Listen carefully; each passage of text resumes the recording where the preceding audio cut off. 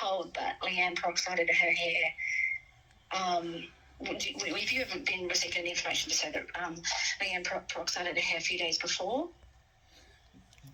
Was I told that? Yeah. No. What happened? No. Just, would you like my understanding of what? How about I just tell you what I know that happened, That'd be the best idea. Because I've been listening to the podcast. Yep. So I was never initially, just so you know, I wasn't initially interviewed after the murder, but then I was part of the. They pulled me in when they did the review. Yep. So what I share with you is what I shared with them. Yep. So there was a slumber party at Rachel's house. Yeah. So as I said before, like I wasn't overly close with her, but we found ourselves in a situation where it was just her, myself, everyone had sort of been picked up and taken home the next day. Mm-hmm. Their parents had come and picked them up, and we were waiting for, I was staying at Sarah Romer's house because I had recently moved to the Gold Coast. I'd come back for the party. Mm-hmm. And I was staying at her house and she was coming up to my place. So we were there and it went quite well. It was good. But we found a bottle of peroxide sitting in Rachel's mum's bathroom cabinet. And it's in a brown bottle. It was an old kind of brown. I remember it being like a brown old bottle. Placed her hair over the sink and she wanted to peroxide her hair. And you're correct, she was already blonde, but I don't know why, but she wanted to do it. So she was just very sort of spontaneous. I want to put this peroxide over my hair. So she took her head. Leanne said that. Said what? She wanted to peroxide her hair? Yeah. Yeah, 100%. She took this bottle and she just wanted to put it over her hair. Yeah, okay. I'm telling you 100% the truth here. I'd never lie. Yeah, I'm not questioning that. So she threw her head over the sink and put she just poured it over her head. Like it was literally like, throw my head over the sink and pours this peroxide.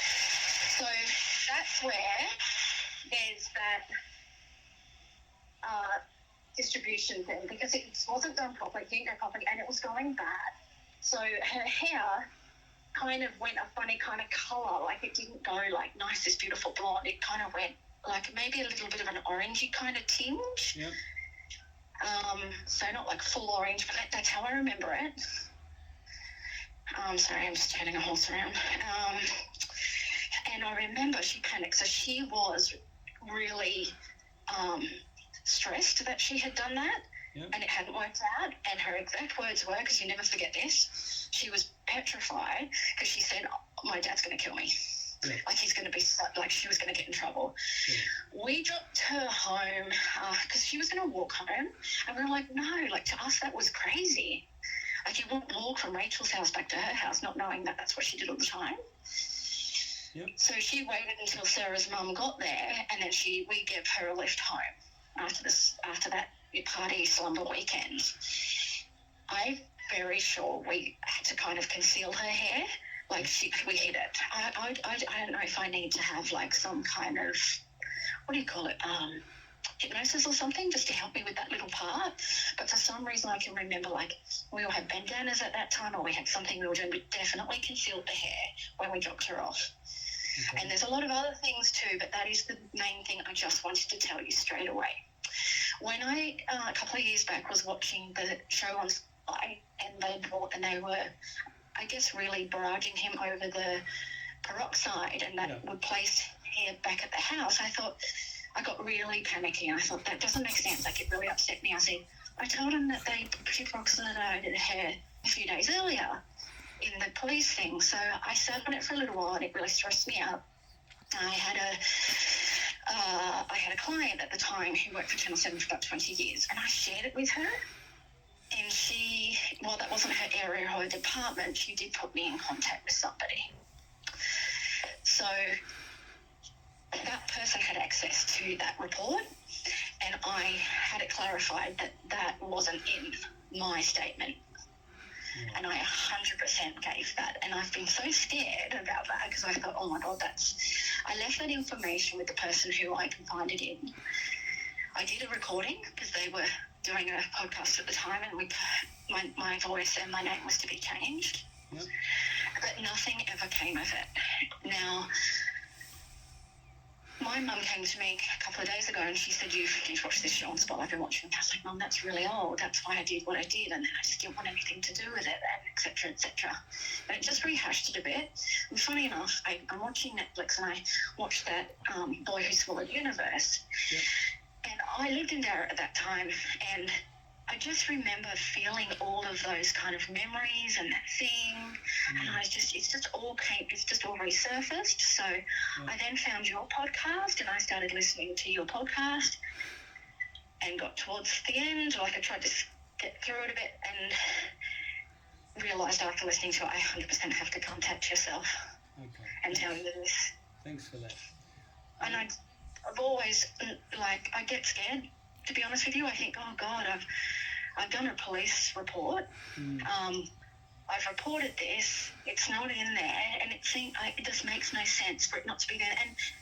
And I was there. Sarah was there. Rachel was around the house somewhere, but I think she participated, and her parents weren't there the next morning. Right. And Rachel's mum, I don't know if you've ever seen the parent of Rachel's, but at the time she had this kind of like Pepe Le Pew kind of hairstyle where she had a weft of hair that was really blonde and the rest was a different colour. And I always thought, oh, that's why the proxy was there, and maybe she's, I don't know, I'm just, thinking. I remember Rachel's house, and I think I'd only stayed there once, maybe gone there, maybe I only stayed over there once, which was for that party. I remember the bathroom, I remember the layout, I remember talking with her a lot. How long before her murder did this happen? So that happened, Rachel, that was the weekend. So what day did she go missing? Monday. Well, that was the last day she was seen. Yeah, so I think we dropped her home on the Sunday. Yeah. So we had the party on the Saturday night. That was a sleepover, if I remember correctly. Yeah. And then we dropped her off on the Sunday. Back at the house, and she had peroxided her hair the Sunday morning, so it's only a day before Monday. When was the first time you were ever spoken to by police about this? Not until they did the review. Police review. Yeah. But you were spoken at the review. 100%. I was living in Sydney, and they had contacted me. And I actually needed to go to Ipswich sometime around then for a funeral, and agreed to go to the station there.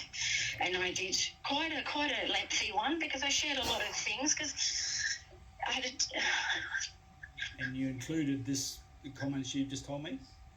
Yeah, it was a big part of it. Yeah, okay. Yeah, big part of it.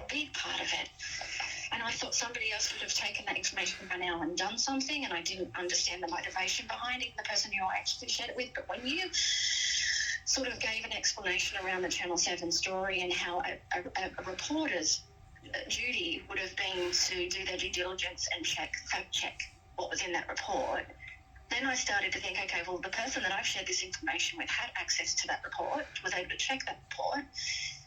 And there's obviously a reason why they haven't done anything with that either, because maybe there's repercussions for that, you know what I mean?